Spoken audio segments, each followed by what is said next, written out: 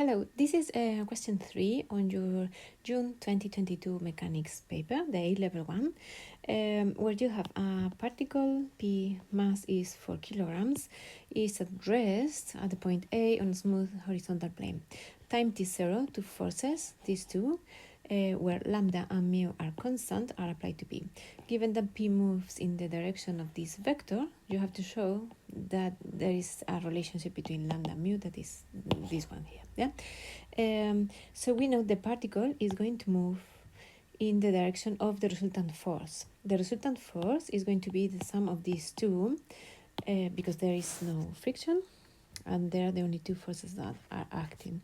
So I have F1 plus F2 is going to be my resultant force. So I can add them. So I have 4 minus 1 and lambda mu. And my resultant force is going to be 4 plus lambda and mu minus 1. This resultant force is going to be parallel to the vector 3, 1. Yeah, because it says the particle is moving in the direction of this vector. So the resultant force is the direction of the motion, which is parallel to the direction of the motion. What does they say? So I'm going to make these two vectors parallel, which means that there is one is proportional to the other. So we can write this vector is going to be a constant times by the other vector. And then we can eliminate the constant. So if we compare the I component, we have that 4 plus lambda is 3k. If we compare the j component, mu minus 1 is going to be k. And I just have to eliminate k. So what I can do is substitute this k here. And I have that 4 plus lambda is going to be 3 instead of k. I'm going to write mu minus 1.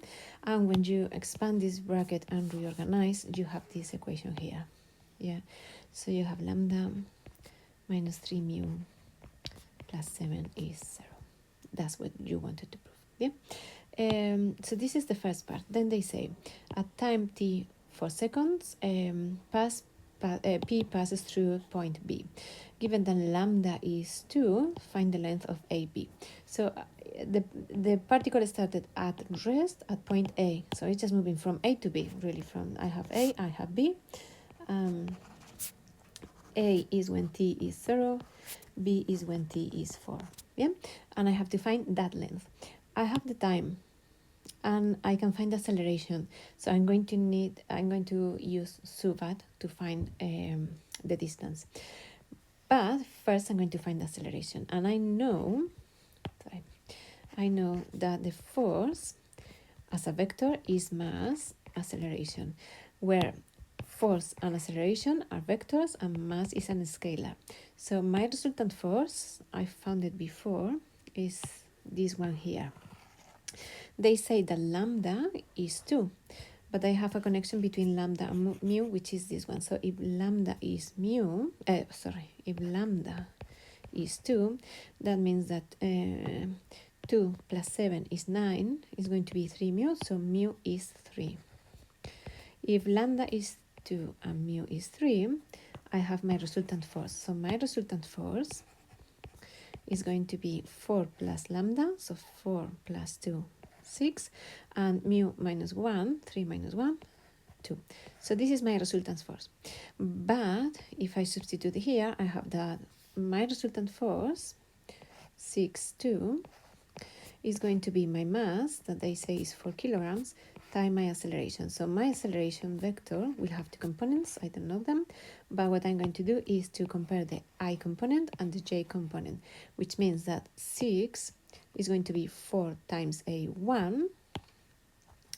So I can write that the acceleration vector is going to be the first component, the I component, is going to be 6 divided by 4, which is 1.5. And the second component, if I compare this one, A2 is going to be 2 divided by 4, which is 0.5. So this is my acceleration vector.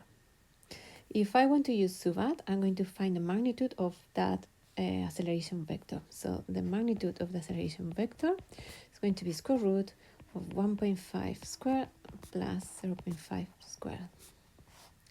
and I don't have the values, so give me a second.